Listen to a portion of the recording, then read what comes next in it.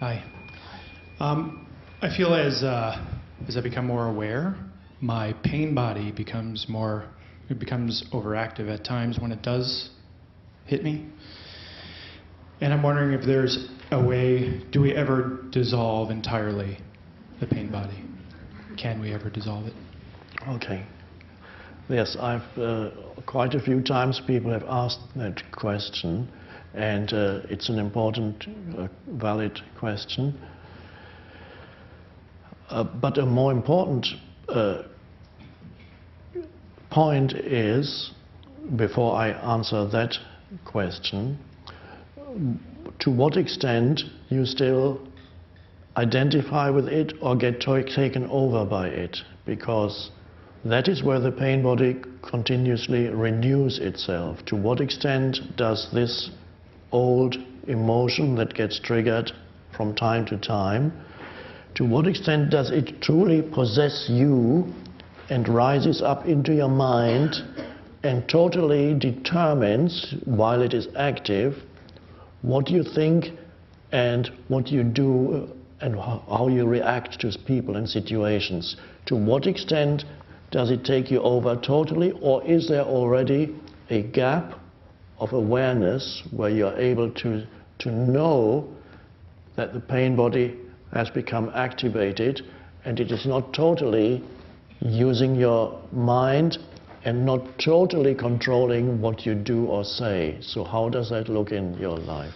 When I interact with people, I feel like I'm more aware of it and able to calm it, you know? But I think it's when I'm by myself that it's most penetrating, and especially after a night or a beautiful day, yes, and I go to sleep feeling very at peace, and I wake up and it's just there. Yes. Associated with certain kind of mind activity?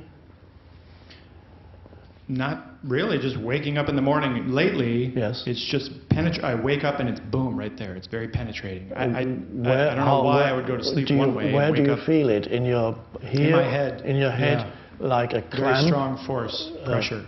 Yes, but not particular kind of thoughts. Right. Maybe I guess on some level, when I really evaluate it, probably just a cycle of, you know, lack of success in a certain area of my career or life. Yes. So it repeats. Am I going to start the same day and continue the day and not get anywhere with it? Yes. You know? Yes.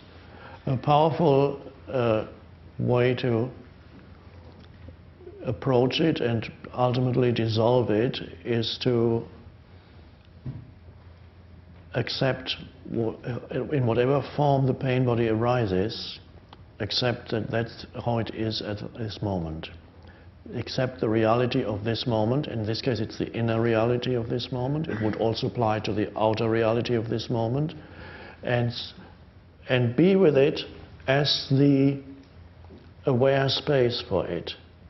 So you step back, the way of putting it is, you take a step backwards from it into yourself, and so here is the feeling, and so you go back within, so to speak, not literally of course, you step back and you become the awareness that's around it, that's always there, but it can be, you can lose consciousness of that when a strong phenomenon arises, either external or internal.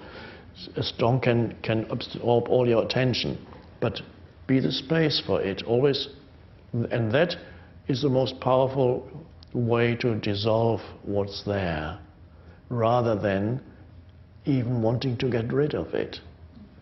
Wanting to get rid of it very often strengthens it and produces a new level of problems, because then by wanting not to have it and get rid of it, you not only have the problem of having that, you have the problem of not being able to achieve to get rid of it. Yeah.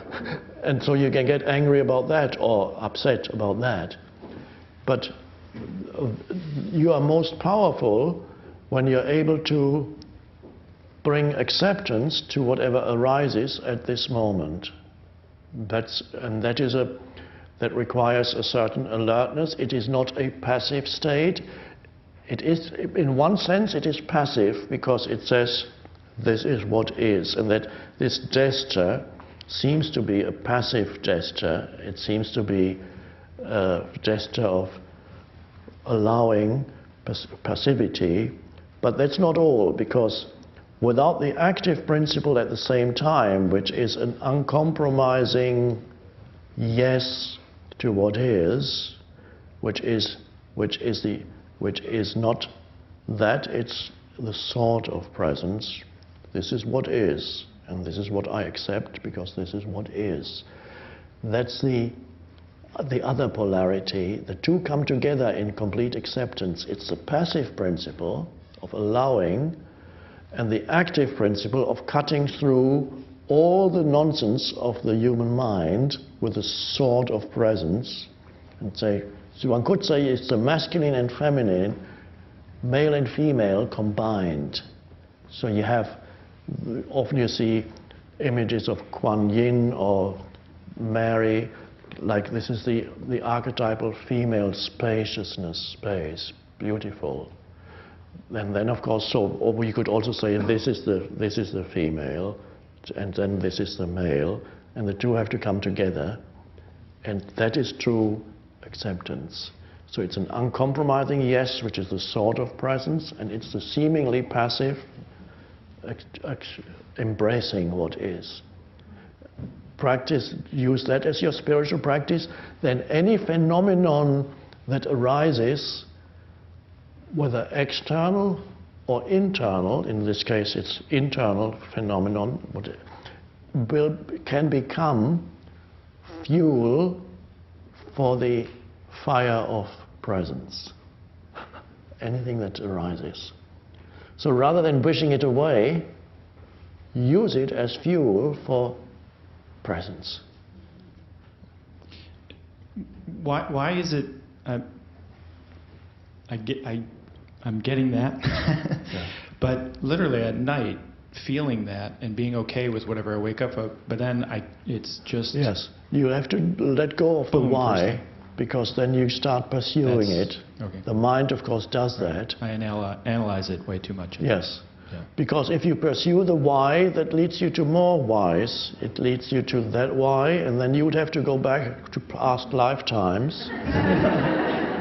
And even that's not enough, because maybe it all started at the bottom of the sea, when before life came out of the sea, where you got eaten 1,000,000 times by other fishes. Thank you.